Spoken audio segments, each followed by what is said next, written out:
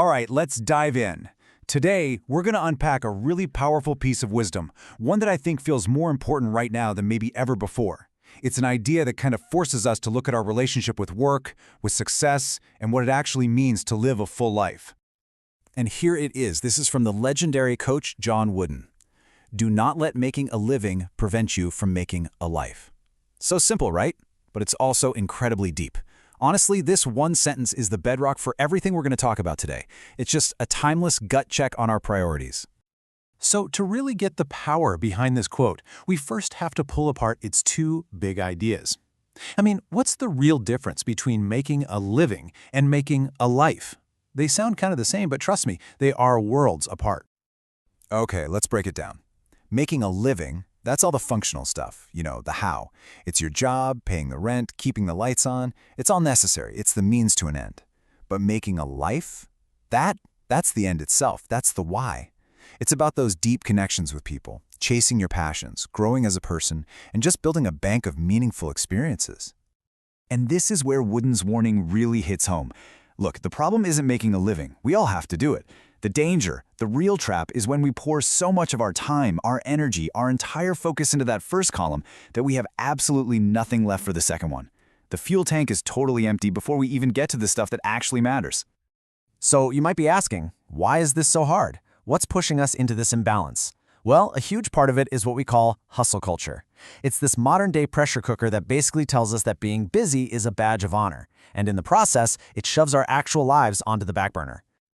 It really is like being on a treadmill, isn't it? There's just this constant pressure to do more, achieve more, work longer, and wrap our entire identity up in our job title.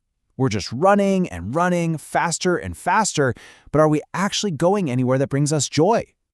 And the fallout from this cycle is pretty serious. It usually happens in stages. First up, you get what's called time poverty. This is when work just expands to fill every waking moment, leaving zero room for rest, for hobbies, for just thinking. And that, of course, leads directly to burnout. We've all heard this term. It's that state of total emotional, mental, and physical exhaustion that just wrecks our ability to do anything well, both making a living and, for sure, making a life. And then comes the sneakiest trap of all, delayed gratification addiction. This is a really dangerous habit. It's where we're constantly pushing off our happiness, our joy, for some future that's not even guaranteed. We're always waiting for that perfect time to live, a time that might not actually show up. Just think about it for a second. Have you ever done that? Have you ever caught yourself saying, "Oh, I'll relax after this project," or "I'll travel once I get the promotion"? That's it right there. That's the trap Wooden was warning us about. Life isn't later. It's happening right now. Okay, so that's the problem, and it's a big one.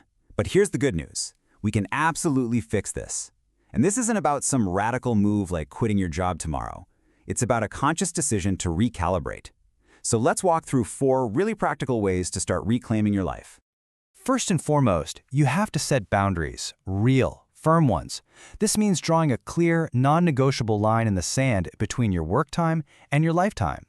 It could be something small, like turning off email notifications after 6 p.m., or it could be something big, like taking a vacation where you are truly 100% unplugged.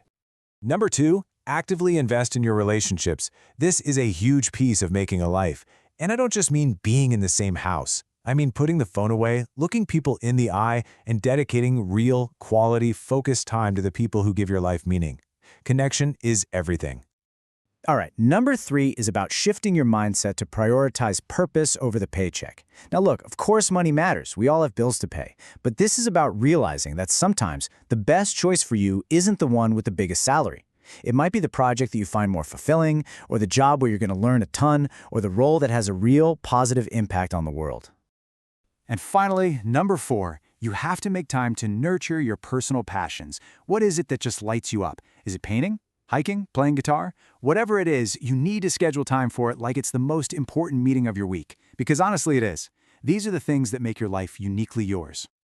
So it all comes back to that central idea. John Wooden's quote was never an attack on hard work. It's an invitation. It's an invitation to live with intention, to build a life that's more balanced, more whole, and more, well, you. Which brings us to the ultimate takeaway here. We need to redefine what success really means. It's not one-dimensional. True success isn't just about the number in your bank account. It's about the depth of your experiences, the strength of your connections, and the quality of your character. It's about who you become along the way. So I want to leave you with this final thought to really chew on. What does making a life actually look like for you? Not for anyone else, for you. And maybe more importantly, what's one small, tiny change you can make today, right now, to start honoring that vision? Because the power to make that choice, that's all yours.